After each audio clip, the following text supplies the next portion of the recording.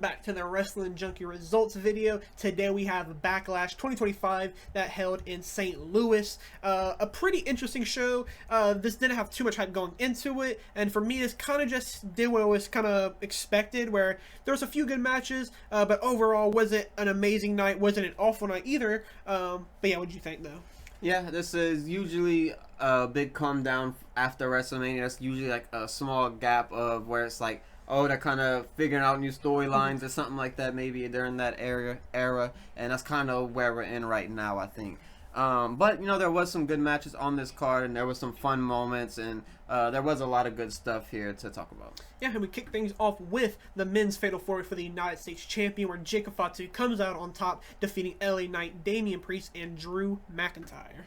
Yeah, this was a pretty fun match. I think I expected a little bit more as far as like the in-ring quality of the match, and they ended up going more of like a story-driven direction where at the end of the match they introduce Solo Sikoa. He comes out with debuting Jeff Cobb. We see him attack, I believe it was Damian Priest, LA I think, Knight. or it was LA Knight. They attack LA Knight, throw him in the ring, and that sets up Jacob Fatu for the big win to retain. But yeah, it was a decent match all around. There was a pretty cool spot where everyone kind of hits their finishers back to back simultaneously. That was a pretty cool spot. Nice spot where Jacob Fatu does a Samoan backdrop to Damian Priest onto the barricade.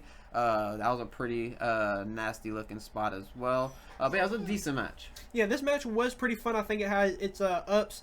We've seen a cool spot with Damian Priest and Drew McIntyre going to the table, kind of reminiscent to the Damian Priest Bad Bunny thing they did a few years back.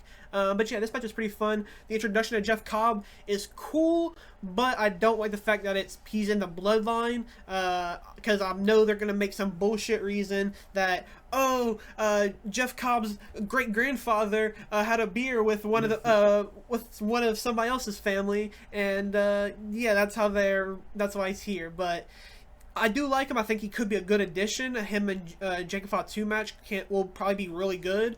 Jeff Cobb kind of is a similar style to Jacob Fatu, if I had to guess. But yeah, this match was pretty fun. Jacob Fatu retaining was expected, and glad that it was a pretty solid match. And hopefully we get a new direction for Jacob Fatu after this. Yeah.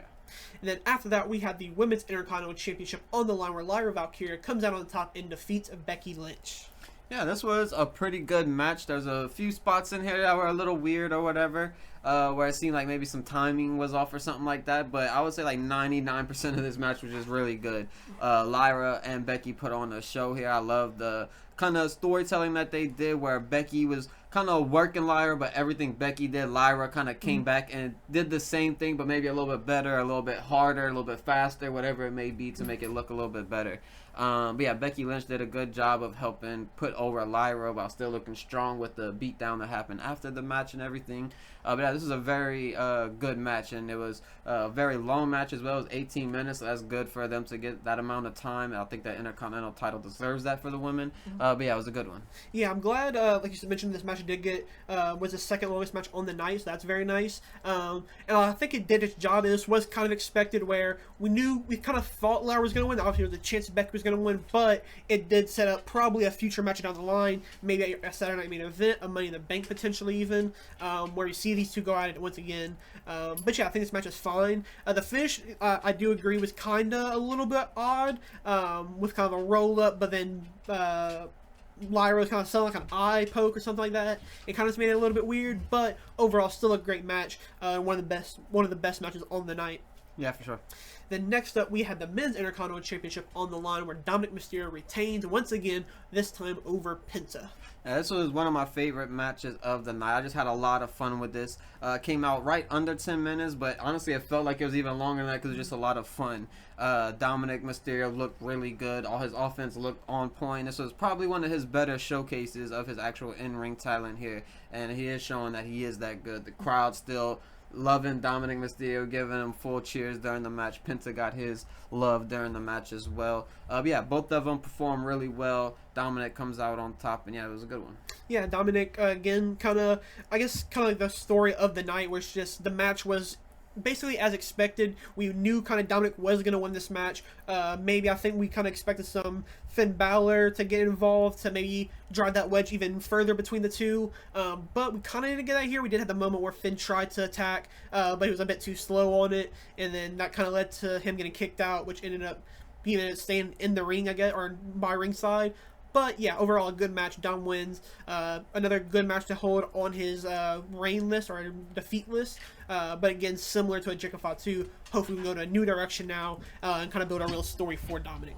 Yeah, for sure. And then the next match, the 5-star classic everybody's been waiting for, the match that you could not miss, and that is Gunther taking on Pat McAfee, where Gunther comes out on top and destroys that punter. Yeah, this match, I just honestly had a lot of fun with this.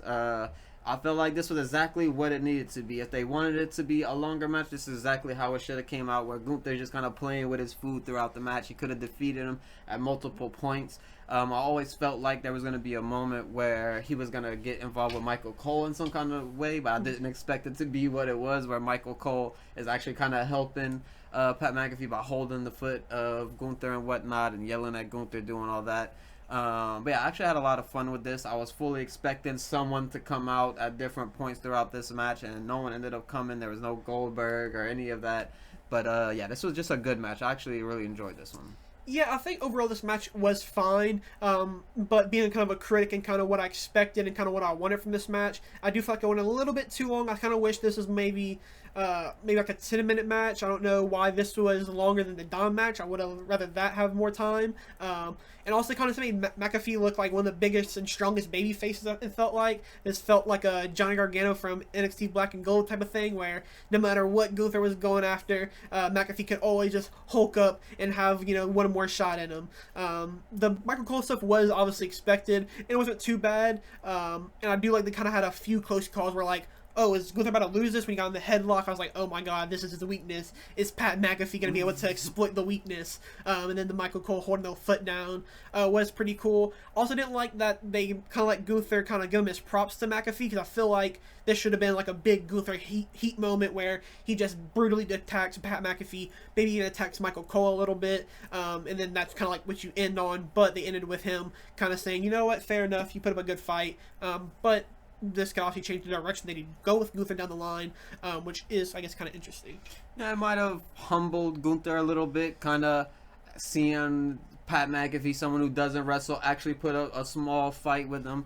He was on top the entire match, and he was kind of no-selling everything Pat McAfee did throw at him for the most part here in this match. But yeah, maybe it's something where it's like, okay, I need to actually lock in during my match. I can't play with my food as I was doing during this match anymore. Yeah, I'd like to see maybe Gunther go on like a training arc in a way where like, oh, then like kind of realize that, this is a former world champion and he couldn't put away Gunther, or he could put McAfee away, with simple moves. Even, a bum like Pat McAfee in the ring was still able to kick out some moves and stuff like that. So maybe he like progressively gets harder matches, where he finally get back to big Gunther, who has put on 5-star classics, destroying people, killing them.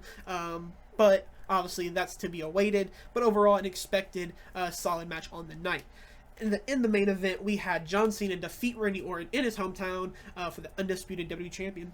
Yeah, this match, it was your typical, it's basically what you expected. You expected it to be fairly long, and that's pretty much what it was. It was a fairly long, slow-paced match, exactly what you thought it would be. There was a lot of very good moments throughout this match.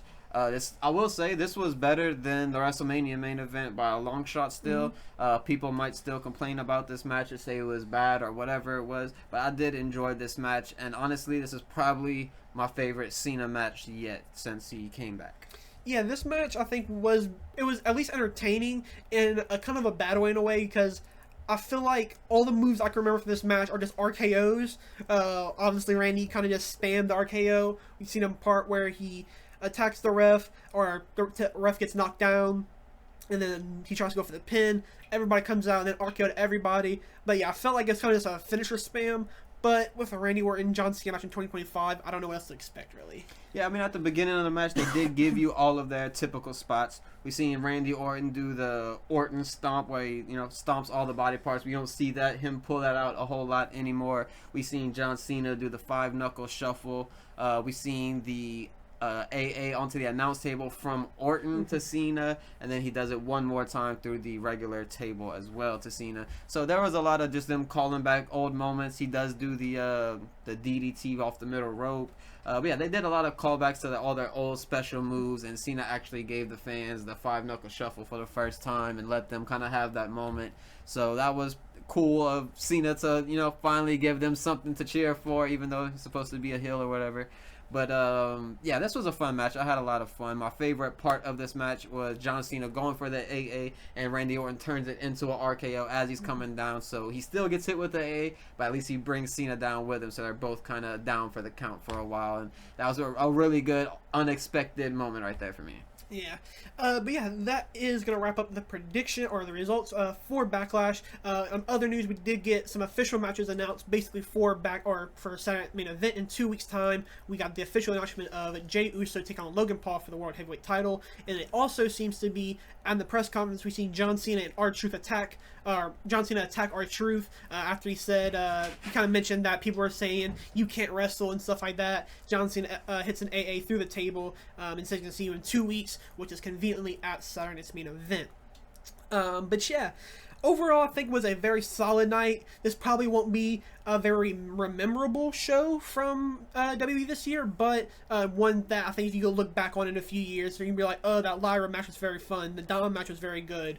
The Jigger Fought 2 match was pretty solid. And the Gunther Pat McAfee, maybe in a few years' time, I'll probably grow on me a little bit more and could be one of those fun, longer squash matches. Yeah, one of the biggest things to maybe take from this card is probably going to be the Lyra and Becky match, because you actually had a lot of moments where Lyra was getting mega cheered from the crowd and they were really behind her. They were booing Becky Lynch at different parts during this match.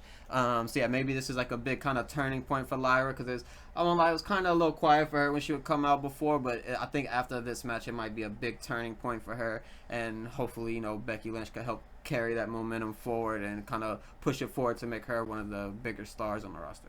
Yeah. But that will do it for our Backlash results. Let us know what you guys thought about the show down in the comments below. But yeah, thanks for watching. If you haven't already, don't forget to like and subscribe, and we will catch you guys in the next one.